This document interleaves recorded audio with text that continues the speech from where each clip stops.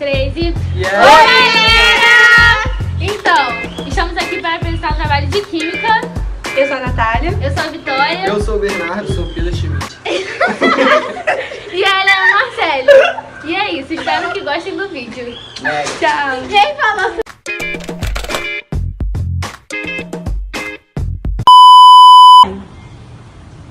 Na natureza, dificilmente as substâncias se encontram na fase pura.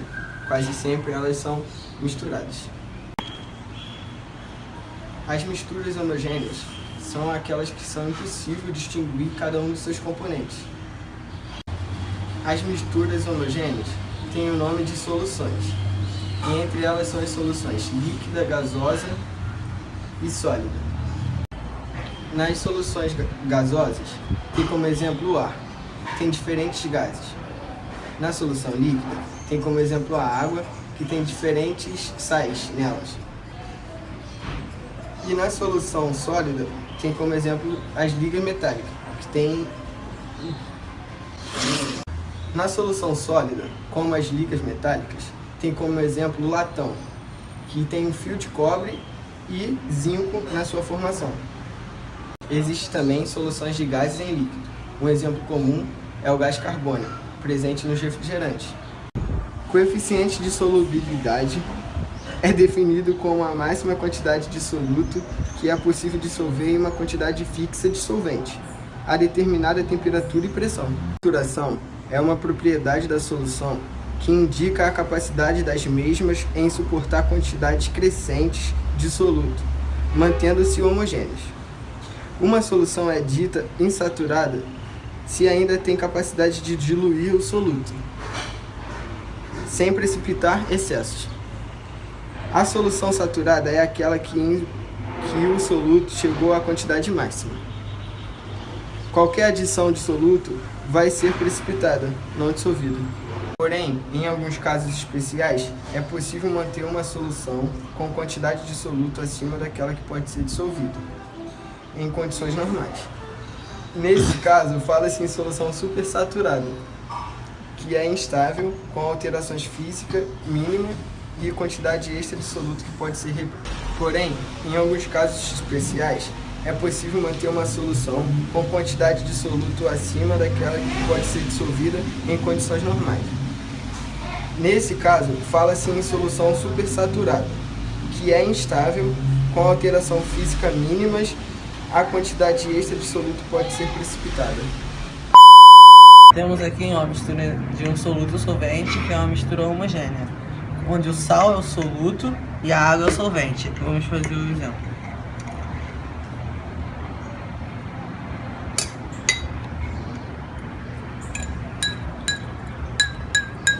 Aqui, outro exemplo também é maquilante.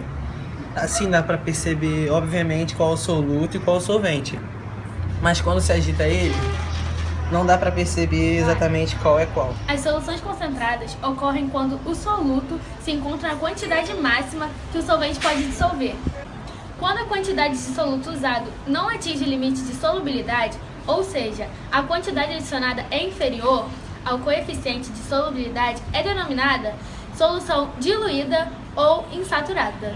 Solução saturada: quando o solvente ou dispersante já dissolveu toda a quantidade possível de soluto ou disperso, e toda a quantidade agora adicionada não será dissolvida e ficará no fundo do recipiente. Solução supersaturada: acontece quando o solvente e o soluto estão em uma temperatura em que seu coeficiente de solubilidade é maior, e depois a solução é resfriada ou aquecida, de modo a reduzir o coeficiente de solubilidade. Quando isso, e depois a solução é resfriada ou aquecida, de modo a reduzir o coeficiente de solubilidade. Quando isso é feito de modo cuidadoso, o soluto permanece dissolvido, mas a solução se torna extremamente instável. Qualquer vibração faz precipitar a quantidade de soluto em excesso dissolvida. Denomina-se dissolução endotérmica aquela que, quanto maior a temperatura, maior o coeficiente de solubilidade do solvente. Ou seja, quando temperatura e solubilidade são diretamente proporcionais. Também há a dissolução exotérmica, Denomina-se dissolução endotérmica aquela que, quanto maior a temperatura, maior o coeficiente de solubilidade do solvente. Ou seja, quando temperatura e solubilidade são diretamente proporcionais. Também há a dissolução exotérmica, que é o inverso da endotérmica. Quando menor a temperatura, maior o coeficiente de solubilidade do solvente. Da temperatura e solubilidade são inversamente proporcionais. Denomina-se dissolução endotérmica aquela que, quanto maior a temperatura, maior o coeficiente de solubilidade do solvente. Ou seja, quando temperatura e solubilidade são diretamente proporcionais. Denomina-se dissolução endotérmica aquela que, quanto maior a temperatura, maior o coeficiente de solubilidade do solvente. Ou seja, quando temperatura e solubilidade são diretamente proporcionais. Também há a dissolução exotérmica, que é o inverso da endotérmica. Quando menor a temperatura, maior o coeficiente de solubilidade do solvente. Da temperatura e solubilidade são inversamente proporcionais. O soluto, que é considerado dispersor, pode ser definido como a substância dissolvida, ou seja, aqui se distribuiu no interior de outra substância, na forma de pequenas partículas. Essas partículas devem apresentar o diâmetro de 1 nanômetro, o que significa que, com ultramicroscópio, somente uma única fase ao longo de toda a solução é vista. Além disso, em razão do tamanho das partículas dispersas, essas misturas não podem ser separadas por meio de técnicas físicas, como a filtração, a decantação e a centrifugação, mas somente por meio de técnicas químicas, como a destilação. Assim, as partículas não se sedimentam com o passar do tempo, mas ficam suspensas ao longo de toda a sua extensão.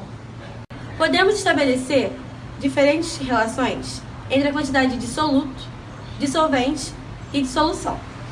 Tais relações são denominadas genericamente concentrações.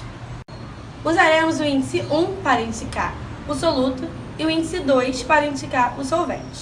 Concentração comum, também chamada de concentração em gramas por litro. Relaciona a massa do soluto em gramas com o volume da solução em litro. Concentração em quantidade de matéria. Cientificamente, é mais usual essa concentração, que relaciona a quantidade de soluto, mol, com o volume da solução, geralmente em litros. Sua unidade é mol por litro. Existe uma fórmula que relaciona a concentração comum com concentração em quantidade de matéria, que é Cn igual a N1 sobre V e N1 é igual a M1 sobre M1.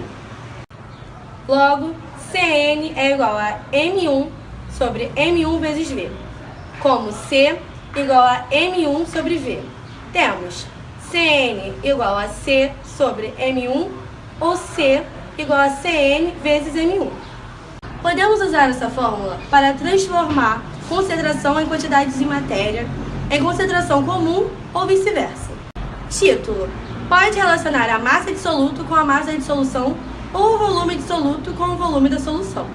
T igual a M1 sobre M e T igual a V1 sobre V.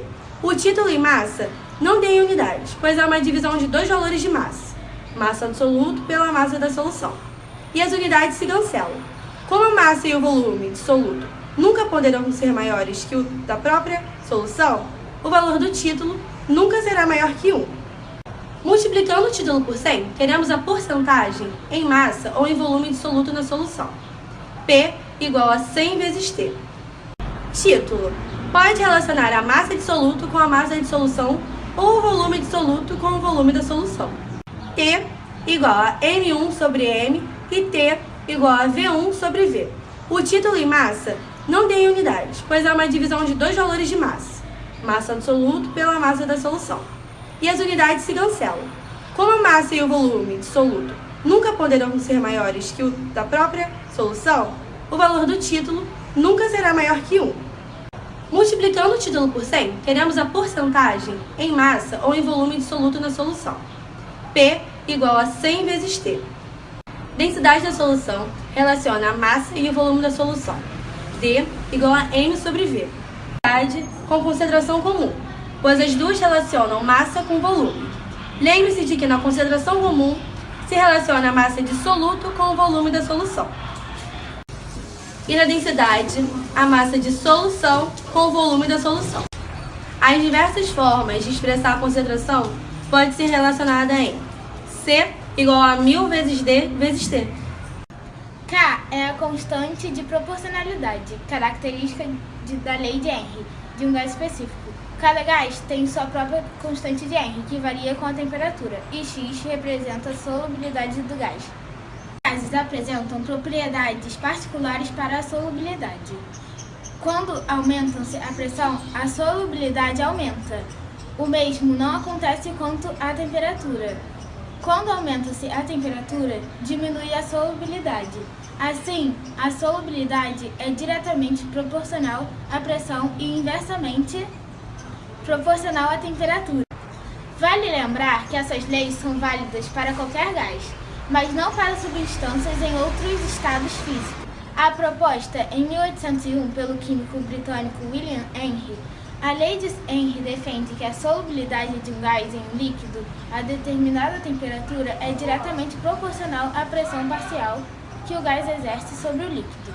Essa lei pode ser expressa pela fórmula P igual K vezes X, em que P representa a pressão do gás sobre a solução. A solubilidade de um gás em líquido depende da pressão do gás, ou seja, quanto maior a pressão exercida pelo gás, maior o número de choques e maior a penetração do gás no líquido.